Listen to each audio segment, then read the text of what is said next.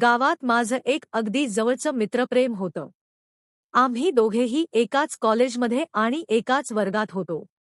आमची मैत्री इतकी घट्ट होती की आम्ही प्रत्येक लहान-मोठी गोष्ट एकमेकांसोबत शेअर करायचो. कॉलेज संपलं की माझं ठरलेलं असायचं सरळ त्याच्या घरी जायचं. त्याच्या आई, ज्यांना मी काहीच म्हणायचो, त्या खूप प्रेमळ होत्या. मी गेलो की त्यांना खूप आनंद व्हायचा. त्या माझ्यासाठी नेहमी काहीतरी खास, वेगळं आणि चविष्ट खायला बनवायच्या. त्यांच्या मायेमुळे मला कधीच असं वाटलं नाही की मी दुसऱ्याच्या घरी आलो आहे. पण एका घटनेने हे सगळं चित्र बदलून गेलं. एक दिवस सकाळी मी कॉलेजला जाण्यासाठी माझ्या बाईकवरून एकटाच निघालो होतो. वाटेत दोन्ही बाजूंना दाट उसाची शेतं लागतात. त्या शांत रस्त्यावरून जात असताना अचानक समोरून एक बाईक येताना दिसली. त्यावर एक महिला बसली होती. मला क्षणभर वाटलं की ती माझ्या मित्राची आई आहे, पण मी स्वतःलाच बजावलं, "अरे, आई अशा वेळी इकडे कुठे असतील?" म्हणून मी दुर्लक्ष केलं. पण माझ्या मनात शंकेची पाल चुकचुकली. माझं मन मला सांगत होतं की ती आईच होती. मी लगेच गाडी थांबवली आणि मागे वळवली. मी त्यांचा पाठलाग करू लागलो. थोड्या अंतरावर ती बाईक एका पडक्या झोपडीवजा घरासमोर थांबली. मी आपली गाडी एका मोठ्या झाडाच्या आडोशाला लावली आणि लपून बघू लागलो. बाईकवरून जो माणूस उतरला, तो आमच्या गावातील एक दुकानदार होता. आणि त्याच्यासोबत खरोखरच माझ्या मित्राची आई होती. ते दोघे त्या झोपडीत गेले. काही वेळाने मी धाडस करून त्या झोपडीच्या खिडकीतून आत डोकावलं. जे दृश्य मी पाहिलं, त्याने माझ्या पायाखालची जमीनच सरकली. आई त्या दुकानदारासोबत अशा अवस्थेत होत्या ज्याची मी कल्पनाही केली नव्हती. मला खूप राग आला आणि त्याहून जास्त लाज वाटली. मी ज्यांना देवासारखं मानलं होतं, त्या अशा निघाल्या.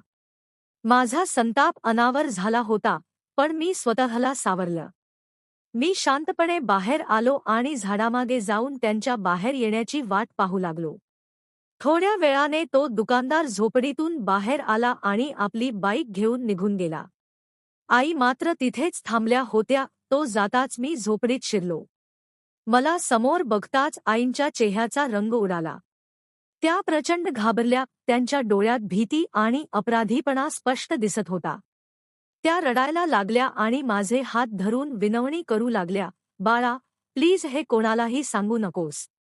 माझ्या पोरापर्यंत ही गोष्ट गेली तर तो जीव देईल. तू सांगशील ते मी करायला तयार आहे, पण हे गुपित ठेव." मी त्यांना शांत केलं आणि विचारलं, "आई, तुम्ही हे काय करताय? तुमची ही अवस्था का झाली?" तेव्हा त्यांनी हुंदके देत आपली खरी मजबुरी सांगितली. त्या म्हणाल्या, "अरे, काही महिन्यांपूर्वी तुझ्या मित्राच्या कॉलेजच्या फीसाठी आणि घरातल्या आजारपणासाठी मी या दुकानदाराकडून मोठी रक्कम व्याजाने घेतली होती. पण त्याने व्याजाचं असं जाळं विणलं की मी ते फेडू शकले नाही. आता तो मला ब्लॅकमेल करतोय. त्याने माझे काही फोटो काढले आहेत आणि तो धमकी देतोय की जर मी त्याचं ऐकलं नाही, तर तो ते फोटो सोशल मीडियावर टाकेल आणि माझ्या मुलाला खोट्या गुन्ह्यात अडकवेल. मी त्याच्या तावडीत अडकले आहे रे, तो माझ्यावर जबरदस्ती करतोय." आईची ही मजबुरी ऐकून माझा राग शांत झाला आणि त्या दुकानदाराबद्दल तिरस्कार निर्माण झाला. मी ठरवलं की आईला या नराधमाच्या तावडीतून बाहेर काढायचं. मी त्यांना म्हणालो, "आई, तुम्ही घाबरू नका. मी कोणाला काही सांगणार नाही. पण आपण याला कायमचा धडा शिकवू." मी माझ्या बुद्धीचा वापर केला. मी आईला सांगितलं की पुढच्या वेळी जेव्हा तो बोलावेल, तेव्हा तुम्ही त्याला या झोपडीतच बोलवा. मी गुपचूप तिथे गेलो आणि त्या झोपडीत एक लहान छुपी कॅमेरा लावला. आईने त्याला तिथे भेटायला बोलावलं. तो दुकानदार आला आणि नेहमीप्रमाणे त्यांना धमकावू लागला. तो आपल्या गुन्ह्यांची कबुली देऊ लागला की त्याने कसा फसवणुकीचा जाळा विणला आहे.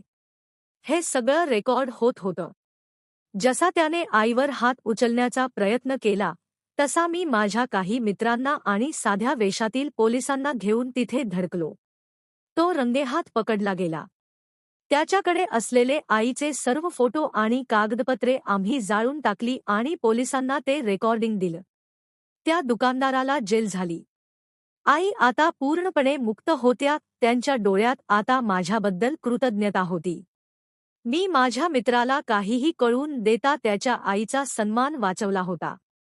आज आमची मैत्री पूर्वीसारखीच घट्ट आहे, पण आईच्या मनात माझ्यासाठी एका मुलापेक्षाही मोठं स्थान निर्माण झालं आहे.